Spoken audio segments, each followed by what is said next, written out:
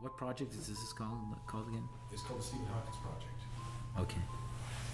And basically, he's been a project since they realized that he was a threat. With Flat Earth, right? Well, a threat to FET. national security, as they say. Flat Earth Civic, right? But because of his popularity, they couldn't kill him. And there was a project that goes back to the Second World War that Hitler was working on.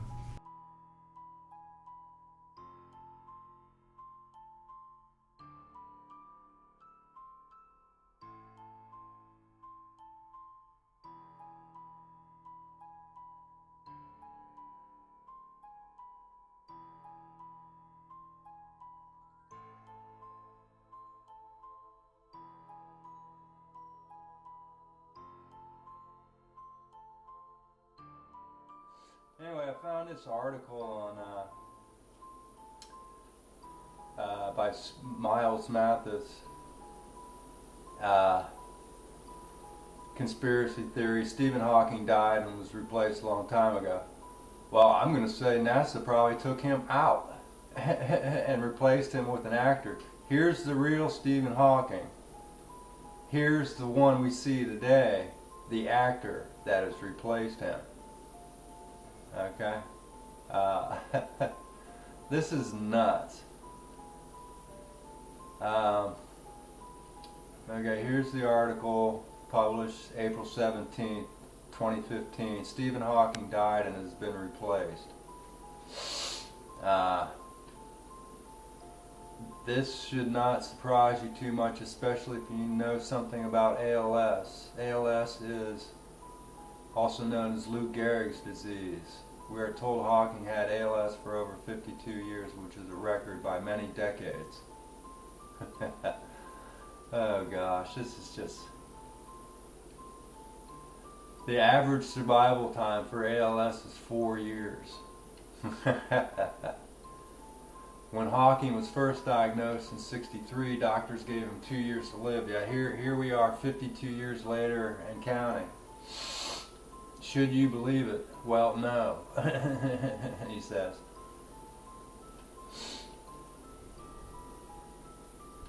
Okay, so this is the real Stephen Hawking here. Notice the longish face and skinny neck. Also notice the dark brown hair. That doesn't give a date for this, but... Okay, here's the real Hawking again a few years later. He's got some messed up teeth, but no Twin Tower action going on that I can see. And his cheeks are very narrow. He's got a very tall face structure. And his hair is turning gray, but not completely gray. Okay, now here he is, fully gray, and he's lost much of his lower teeth. Okay, the guy says he's not a dentist and he doesn't know what's going on here, but it looks like the teeth have been filed down or to stub filings for denture work. But anyway, here's the phony Hawking. Okay. And where's the gray? It's more blondish and a dirty blonde than gray, but yeah, and the teeth are completely different than that.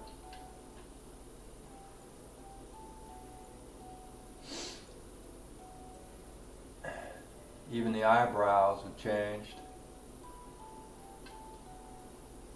apparently. So what he's saying, this is a replacement.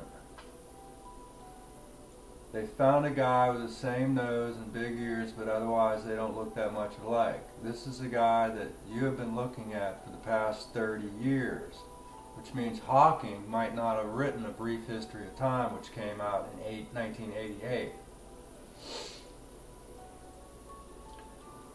So this is pretty big here.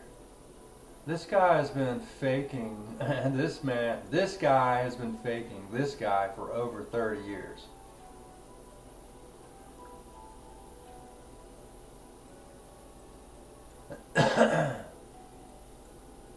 Amazing that he's aged 20 years with a debilitating disease and got younger looking at the same time. Here he is in 2007 before he went on board the Zero-G plane.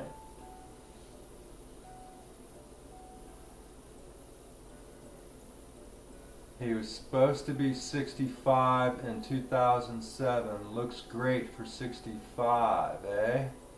Unfortunately, he already looked older than that in 1982, 25 years earlier. See the problem here, people?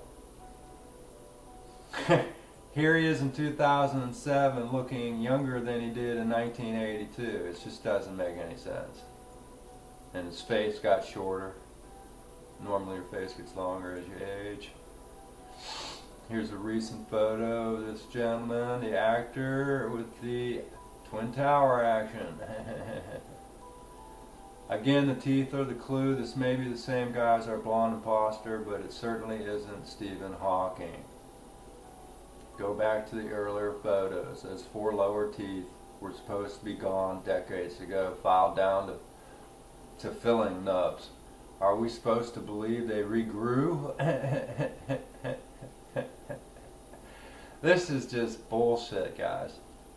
They are making fun of us. Ridiculous. Twin Tower teeth.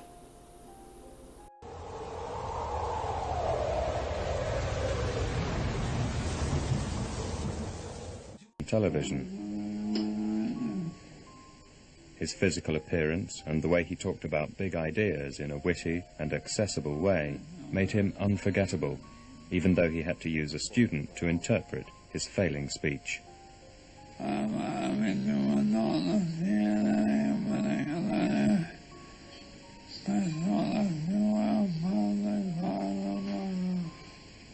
You wouldn't see anything special if you passed inside the black hole.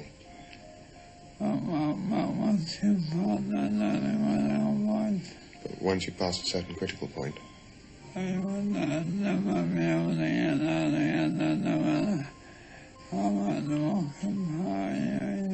you'd never be able to get out again, no matter how much rocket power you used. Hi, this is Bud Patriot with Bible Prophecy Inspired, and what you've just heard was Stephen Hawking's and a lot of gibberish, and his translator who understood every word of it, which to me is totally amazing and unbelievable, because there's no way that guy is going to understand every word that Stephen Hawking said as quick as he did. This was a pre-scripted thing, that he has a script. Look, we're being fooled by the government constantly. This is another one of their fraud, hoax, whatever you want to call it. Stephen Hawking is a fraud. He's invented by the government. It's not like he can fight back. He can't do anything, so his free will is not his own. And the government uses him because they know if they make somebody look smart, we will trust him and listen to him and what he says about the universe and everything else. When the fact is, he probably does not know jack. He probably doesn't even have much of a brain functioning. So, because when you deteriorate your body wise and so on, so does your brain. Everything starts deteriorating. He's probably like a 2-year-old kid inside that body. But anyhow, if we had this kind of technology, don't you think we would be using it to question terrorists? I mean, instead of waterboarding, we could put this little black headband on him that he wears that supposedly reads his thoughts and then computes it to a computer which goes through the speaker and speaks for him. So, if we have that kind of technology, why are we not using it on terrorists? Why are we not, all companies aren't using it? I mean, FBI should be having it. Corporations could have them for lie detectors and they're being ripped off. Or even pre-hire. I mean, not to mention, let's face it, you'd have to be a saint if that thing is reading his thoughts and he's not jabbering his head off. I mean, because you're always constantly thinking, right? I mean, your brain never really stops. It would never shut up, and it would be going off like crazy. Not to mention, some of his thoughts may not be so pure. So, I don't know. I mean, that's like having a mind reading machine that doesn't exist. It's a fraud, it's a lie, it's something the government is using to fool us with and to make fools out of us with. You heard him talk, you can't understand him. The guy's reading a script of what Stephen Hawking is saying, because if he can understand Stephen Hawking, then he can also understand baby gibberish and talk to babies. Anyhow, I just wanted to run that by. It's just, to me, is ridiculous that people don't ask questions anymore. I really never cared about the guy, and when I watched a documentary on him, I was thinking, why aren't they using this technology on terrorists, and why don't more people who can't talk that are like him have this technology? It seems to be he's the only one that has that kind, that advanced. Anyway, we should have them Wi-Fi by now, and they should be able to use them like a laser to point at people's head in airports and so on to pick up the terrorists and lock them up before they get on planes. This is just total bull BS, no doubt about it. We've been fooled. Stephen Hawking is a fraud, and the government has once again made fools out of whoever believed in Stephen Hawking. Okay, I never really did. I always thought it was crazy that they think this guy is an Einstein. That's like having a Siri built in. You can talk to your own phone now, and it does what it does. So, anyhow, you make up your own mind. Doesn't matter to me, but I'm saying he's a fraud. If we had this kind of technology, we would be using it everywhere, and nobody would be able to lie anymore. Have a good day. For the first 5 or so years of my life, I didn't really get to know him as a person, just because I couldn't understand what he was saying. I knew he was my dad, but never really bonded with him at all. And I could actually start to speak to him when he got the voice box. We managed to build up a bit of a relationship from then on. You know, he'd take me to buy ice creams, and we'd play Monopoly together. It's just ironic that it was through the voice of someone else that enabled me to build up a relationship with him. I'm your host, Peter Mansbridge. Tonight, science, mathematics, physics, a world the regular human being cannot grasp. So we lend our voices, our understanding to the geniuses of theoretical physics. Tonight, the BBC, in collaboration with its Canadian affiliate, the Canadian Broadcasting Corporation, release one of the most disturbing, controversial interviews in the CBC's archives. In Inside Weekly, a banned radio broadcast documentary that has been on the shelves for upwards to about 3 decades, we dig deep into the bowels and the annals of the CBC Corporation to bring you a scandalous, uncensored interview with the man behind Stephen Hawking's voice. The keyboardist, the man who types in every word and every sentence that the world's foremost theoretical physicists and specialists on outer space and its expansion, and what evokes a thought in his mind. How much of what you hear of Stephen Hawking is from Stephen Hawking? Well, tonight, the startling revelations will not only disturb you, but creep most people out as we take you into the mind of Stephen Hawking and those behind it.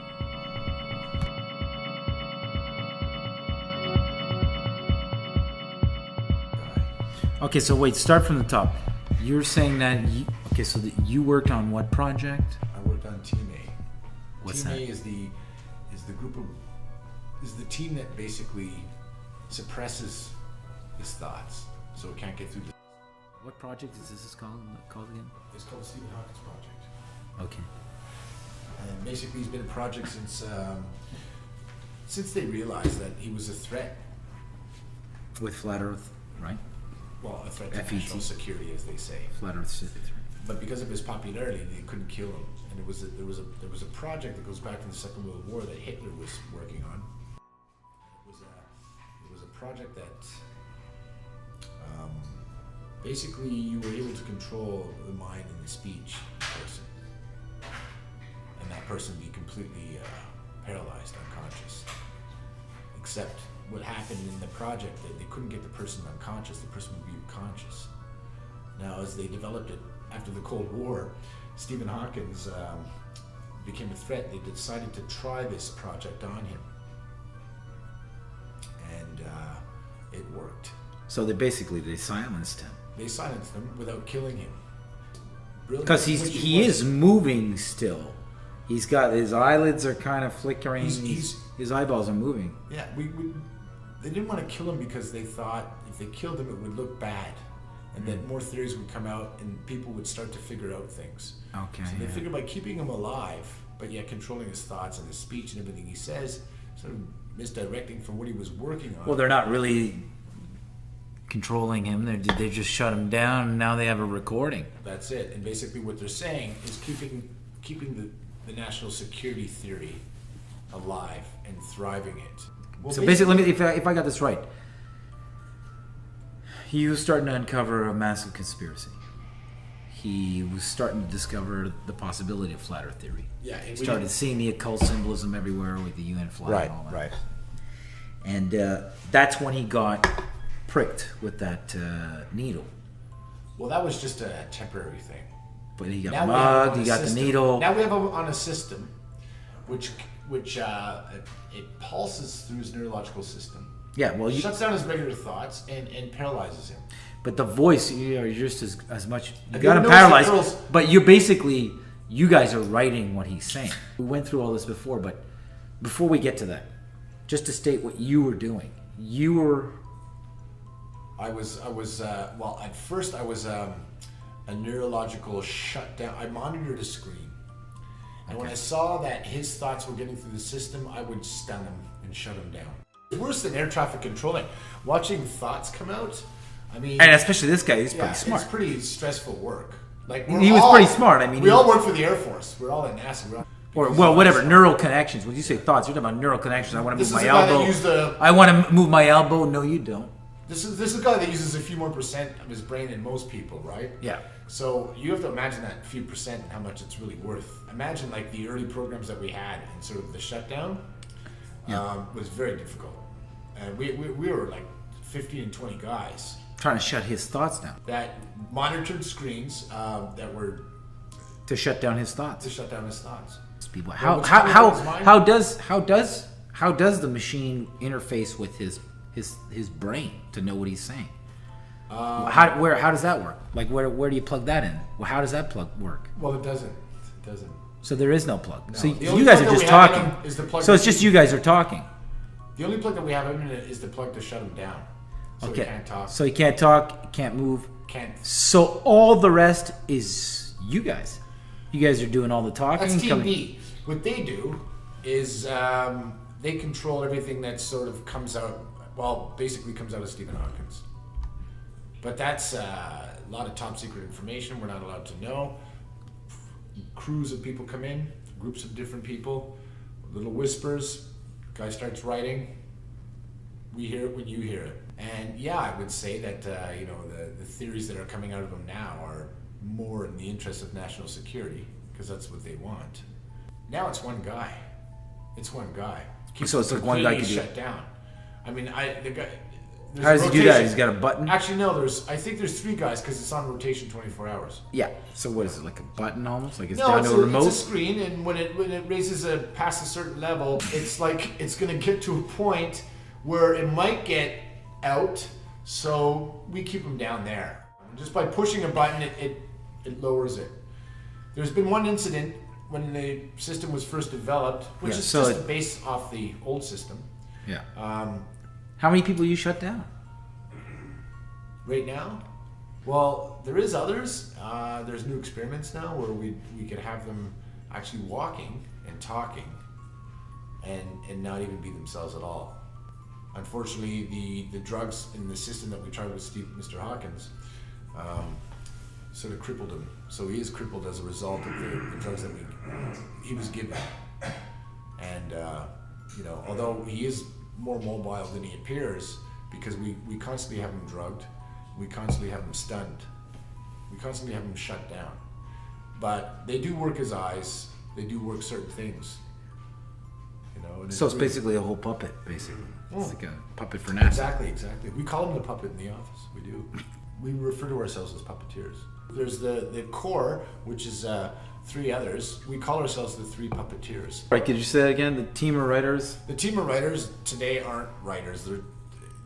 They're typists. They type in what they're told. You get a file that says top secret for your eyes only. You got some security standing around you. You type in what you're reading off the file. You send. They grab the copy. They destroy it. That's it. That's all. Is that right? Yeah. So there's no way of... And then 3 or 4 days later, you're watching television and there's Stephen Hawkins, the documentary, saying exact same thing. Saying everything I written in. Never a key, a USB key, never a disc, never that. Always a piece of paper in an envelope, top secret, delivered by security, standing behind me. And you would retype I it? open it up. I'm not allowed to read it. I have to put it down and just type what I read as I see it. And then it's taken away, send, and I don't know what the hell, when's this gonna happen? So you have no way of knowing what you have no time to reread it while you're typing it? No. What was last Even time? the episode of The Simpsons that he did, we had to write that. They gave us the script. But was that really his voice in The Simpsons? Yeah. I heard it was somebody imitating his voice. No, it was him, actually, for sure. No, it's in the credits. But he has ALS. It would never pass on TV. They wouldn't allow his real voice. He's just mumbling. Well, it's not his real voice. It's the voice from the Simon Spell. Or the... Yeah. From the software. The technology of that kind of... What's the software called? Simon Says. Simon Spell. It's voice back. What did you say? You just said Simon Spell. Simon Spell. Simon Says. Simon. The game Simon. I Spell. The software is called Simon Spell. Simon Spell. That's what we call it in the lab. But basically, it's that it's game Simon that you Says. had as a kid. Spell. Car. C-A-R. That voice. Oh, it's Simon We took Spell. it from that voice. Okay. Because that was the only voice around at the time.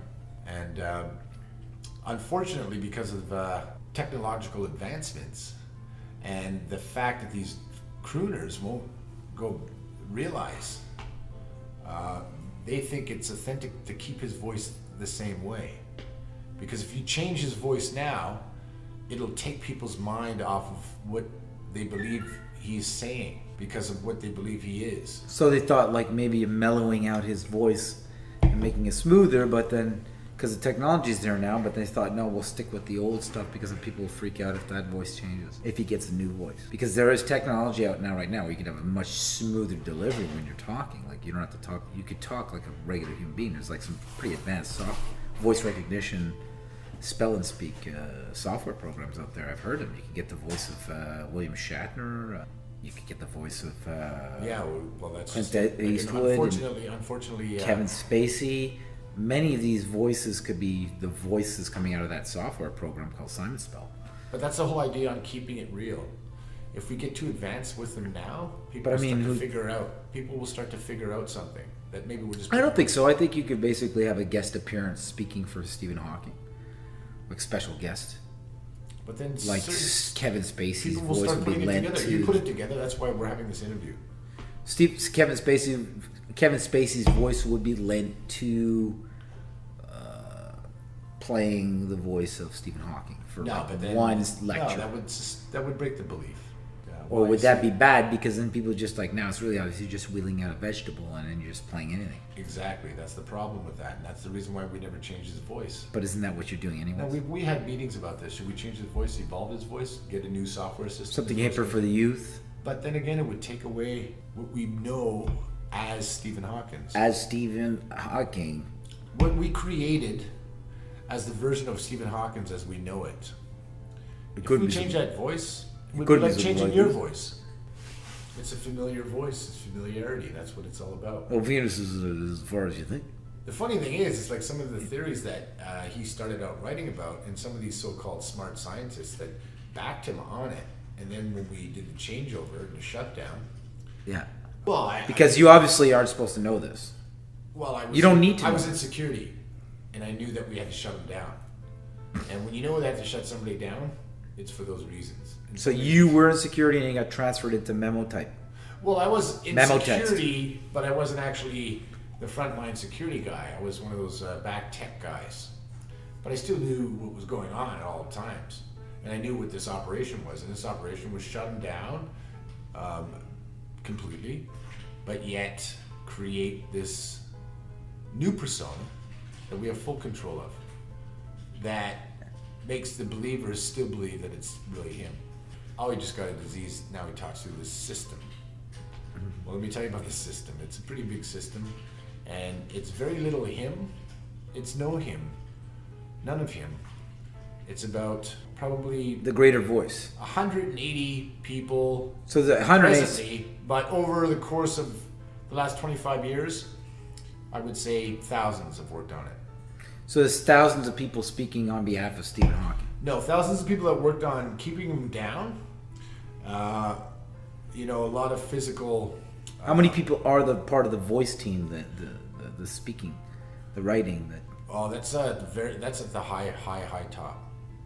They're the ones that decide that. I've only been, like I said, a typist. Top of what project? The Stephen Hawking Project. Okay. Which is all top secret on where they're from and what their agenda is. We just take orders. I knew it.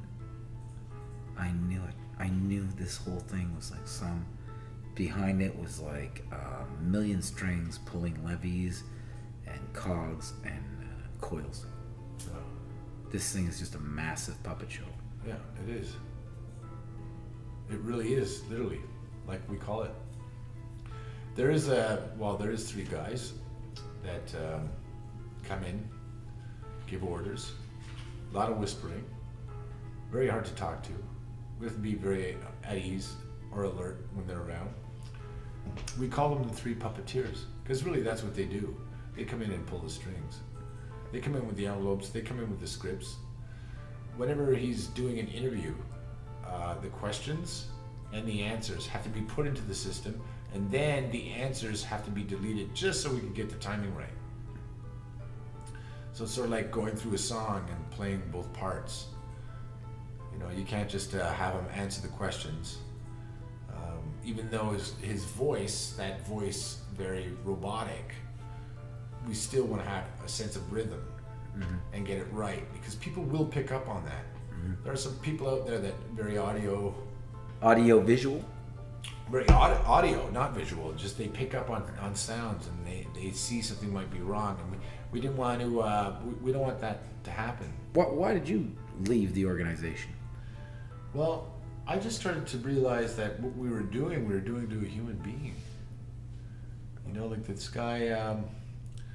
Leave the guy alone. Get him off that stuff. Let him live his life. Let him get out of that chair and walk and say what the heck he pleases. Like, this is disgusting. Like, stop with this. Stop wheeling him around and pretending that this is what he's thinking, and let the guy live his life. You know, this guy's being shut down and tortured. He's in pain as he sits there. He's being sort of like, imagine like small doses of like high voltage going through your system. Like, this is disgusting. Like, stop with this. Stop wheeling him around and pretending that this is what he's thinking, and let the guy live his life. You know, like, stunning. I started being stunned constantly. And it gives him that lively effect, but in actuality, he's going through a lot of pain as he sits there. His brain's being shut down, and yet he's trying to fight, because I've seen it. I've seen it on the screens, how his brain energy works, and it's extraordinary. But he's trying to fight to get his thoughts out, as we're suppressing him and controlling them and manipulating what he might be saying. So it's a huge battle, and I started to realize that This is horrible. this guy's a human being. I started to ask questions, and before I even got to a point of thinking, fuck, let this guy live. And the government was paying. The government was paying for this. This is like many governments were paying for this. Many This is governments. Britain, Oh, yeah. Canada, Oh, the yeah. U.S. Oh yeah, We're all backing Israel, this. Israel. What? Oh yeah, Israel's right in there. Saudi Arabia as well. Funny thing is, what's going on in the world isn't really what's going on in the world. No, they're all together.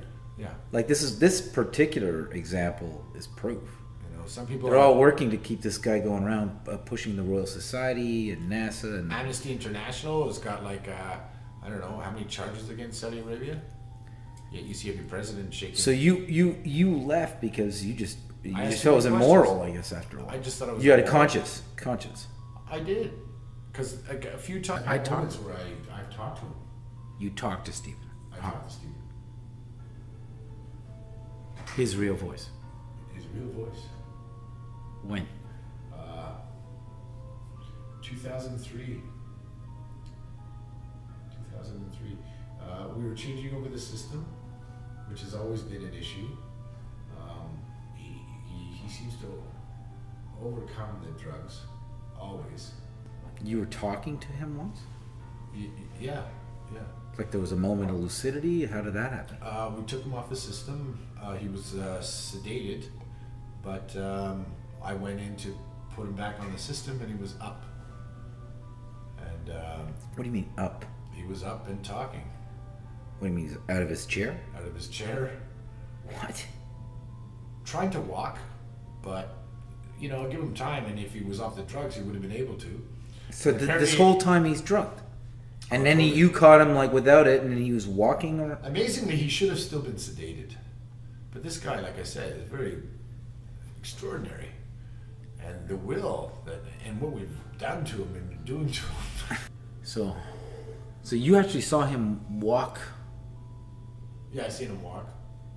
I've heard of other stories where he even tried to run out of the room. You not walk like just so that it's clear to the people listening to this thing. Not Early- walk early before. on, You saw him walk while he was paralyzed. He got up that week that he was off the yeah, system. off the medication. But I've heard stories where it took 3 guards to hold him down. He's trying to get up. I mean, early on. So he was strong. He still is strong, but they have him down, right? Well, I think he's just a very smart guy in his will at times. Even now, today, to this day, with the system that we have him on. What did he say when he was trying to get up and they tried to put him? Those 3 guards were trying to put him back down before you put him back. I think it's I want to go home. Let me go home. Let me go home. Just let me live my life. Yeah. Something like that. I remember hearing that. I remember that's the thought that started to make me think, what are we doing? What are we doing? And then when you keep them down all the time and you just see a body there, you just sort of like forget. But then when I read the charts and I have to go back and do reports on what, the system is letting out, even though there's a guy sitting there and realizes when it goes past a certain thing, you just hit a button. If it keeps going, you hit another button and everybody else will take care of it. Those same charts that I used to look on a screen and shut down with 20 other people. I started to realize this is inhumane. Why not let the guy go? Then when I started to question my superiors about it, right away, like I had to change my name. I was getting threats. I was being watched like I've never believed, and I know what security and surveillance is all about. That's what I do. I know when I'm being. Yeah, when you're being watched. Yeah. Yeah. That's definitely. So And then in 2003, when he spoke to me, he said, "Why? Why are you doing this to me?" he just. Then he said, "I know why you're doing this to me." And then he said, "Don't play their game. You'll only be killed." And then, of course, a bunch of guards came in. I was removed from the room. Next time I saw him, he was sedated and back on the system.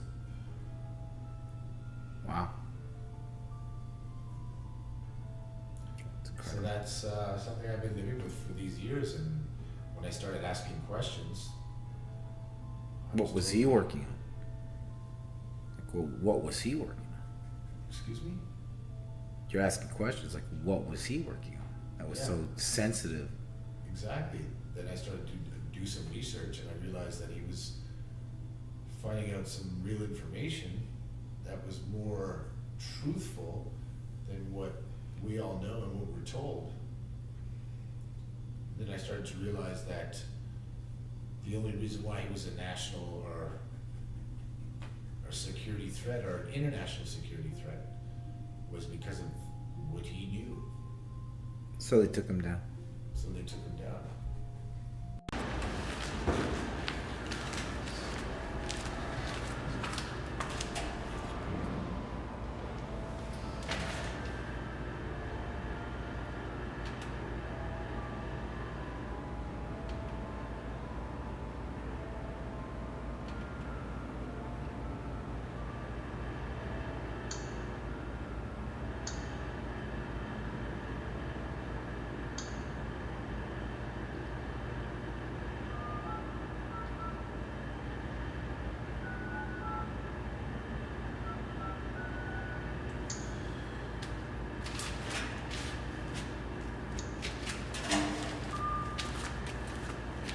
Oh, is that right? I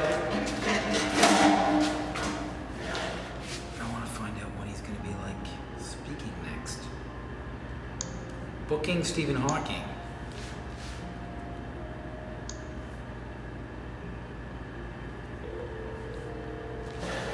Here we go.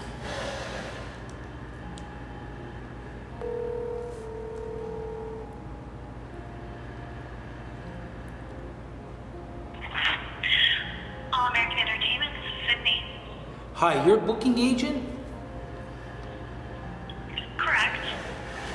I'm trying to figure out when is going to be the next, because I'm on the internet here and I'm trying to figure out when the next Stephen Hawking presentation or his upcoming speaking engagement will be in the United States. Are you exclusively Stephen Hawking? Okay. No, we do not exclusively represent him. Okay, because it says that, do you know who I'm talking about? Yes, I know who you're talking about. But we're not tied down to anybody specifically. We represent event and meeting planners, so we're a buyer's agent, if you will. Have you ever done a booking of his? Let me double check for you. Because it says you guys are like a booking agent, and I'm trying to find, for the life of me, I can't find any engagements. But I mean, I see the guy on TV every few months or few weeks, but I mean, it's just, I found it interesting that he's like such, I like to hear him talk. Yeah, I understand. Some people just don't, take speaking engagements. So I'm not sure about that, but you would definitely, might want to reach out if he looks on any websites or any social media accounts that he might have. Yeah, no, I don't see anything. But then it's like funny, he's on The Simpsons or he's like, on a late night talk show. But it's like, when can we see him like live, like talking? Yeah, I'm not sure. I love to hear him speak. Right, of course. Reach out if he has a website or any portal where you can... Yeah, I went to his website and it just shows like his famous talks and under lectures, but like nothing like, I went to his website, it doesn't say where he's going to be appearing next or where you can buy tickets. So then I found you guys because you're at the top. And I was wondering, have you ever booked him? I'm sorry? Have you ever booked him? We have not. But you're representing to book, but you have access to book him. More or less. We have people who reach out to us with an interest in somebody, and then we reach out. But we have connections with his office, but we have not. Hello? Hello? Yeah, can you hear me? Yeah, can you hear me? Yeah, I can hear you. Like, how much? Let's say I wanted to book them. How much would it cost? Let's say we were to do something in Sacramento. So we mainly look for private corporate events and universities or nonprofits, things like that. So if you had, your whole event laid out and could give me all those details, I would then. Oh, it wouldn't be for private. It'd be we sell tickets. We do it at the. Yeah, unfortunately, we don't handle publicly ticketed events. So you guys represent him, but you've never actually booked him. We do not represent him. No, but I mean, like you say you have access, and I'm online. I can see that I've got your number from a site that's got his face on your site. So, but you've never actually booked him for any private gigs, even though you have access. It's somebody you could book, but you've never actually booked them. Possibly, yeah, correct. It's up to him if he would be interested in speaking. Sometimes people just aren't interested in, being in the speaker circuit. But you got him there as a potential speaker that you could book. How many We people? have him there because people request him. And yet no request has ever been followed through. We have never booked him, correct? How many requests do you get to book them? Like, have you ever had anybody call you up and personally and say, "Hey, I'd like to book them," yourself, or? Yes. Oh, you have? Like a lot, or can you count them on your finger? I don't know how many, sir. Oh, so it's more than on your two fingers, 2 hands. I couldn't give you a number. But you do recall somebody like calling you to book them in the past. Yes, we have had people interested. No. Are you? What was the? For a private corporate event? Well, it depends. I could be interested in doing it for a private corporate event. I'm just trying to figure out like your outreach to them and what's the success rate. Because I want to know who I'm going to call to book him for a private event, or see if we can organize or produce an event where he's going to be a guest speaker. Okay, sir. Well, once you have those event details, I can pass it along to one of our agents here, and they can give you more specific information as to his availability and pricing. Oh yeah. What do you think something I like don't that? have that information. Yeah. But you've had requests, but for some reason it never went through. What was the reason? I don't know, sir. How many people work for your company? Is it a big company? Over 30. Oh, you're over 30 people there. Okay. Are you the owner? Am I talking to somebody who's like one of the partners? Or? No. You're not. Okay, so you're just a booking agent. Correct. Okay. Well, yeah. So once you have that information, feel free to reach back out. But right now, there's nothing that I can do for you. Okay. Well, you got his picture on your site.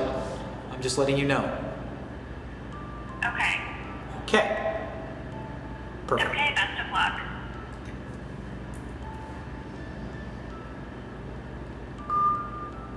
What the fuck is going on here? Yeah, I can't. Was it 1, 2, 3? I can't remember.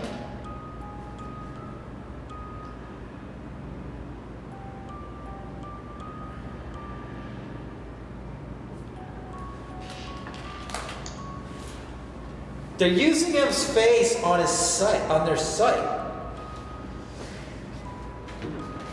This is the oldest. Okay, I'm calling it Guinness. I'm calling it Guinness. Enough is enough.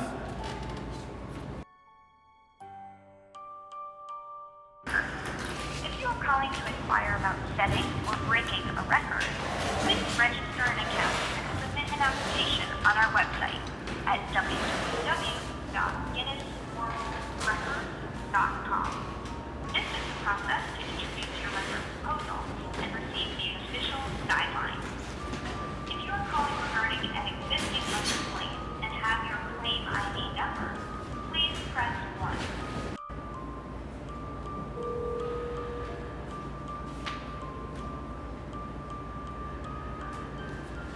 National Records. This is Sophia. Sorry, what's your name? Hello? Yeah, hi. Can you hear me? Yeah. What's your name? Sophia? Sophia, hi. You guys are out of Brooklyn? No, we're in the city. We're in New York. Oh, you're in New York. Okay. Listen, I had a very interesting. Do you do records when somebody's beat the odds with a terminally ill disease that's life-threatening? We usually don't, no. Oh, usually don't. So you've never awarded somebody like the record for defying the odds of a very debilitating disease, like let's say they live till like they're 70 years old, but it's a disease you're usually dead at 30 or 40. I mean, usually not, because there's no way to standardize that, because people react differently to diseases, and, you know, there's no way to make that standard level for everyone. Okay. So yeah, no, it wouldn't be something we recognize. So you wouldn't have, because it seems to me like the Guinness Book of World Records is very specific and unique. It's not like, sometimes it's like it's a one-time situation, and then it's just that person. Am I correct on that? Yes. Okay. Here's the what I'm going to propose, and it's kind of like a tribute to the person, and I think it'd be a great sort of event. It's the longest living ALS survivor. Do you know who that is? No, not aware. He's pretty well known. Take a guess. Oh, it's Stephen Hawking. Stephen Hawking. He's got Lou Gehrig's disease, and he's outbeat Lou Gehrig himself. I find it fascinating. I mean, I'm surprised that nobody's given this guy a trophy, or what's his secret to youth or to health, to have ALS. So that's what I mean. I've been wanting to call you guys up for a while. I actually had some free time finally. I think this is momentous, and no one's bringing it up. No one's even discussing it.